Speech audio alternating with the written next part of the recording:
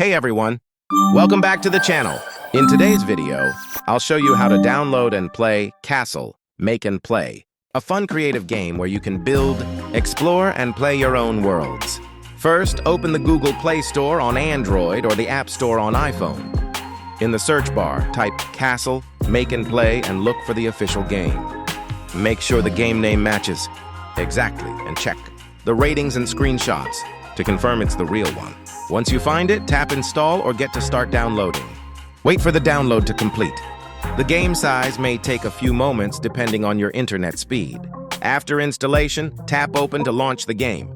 When you open Castle for the first time, you may be asked to sign in or accept basic permissions. Just allow them to continue. Now you're inside the game. You can create your own worlds, design characters, or explore games made by other players. Use the tools to build levels, add objects, and bring your ideas to life. That's it. You've successfully downloaded and started playing Castle, Make and Play.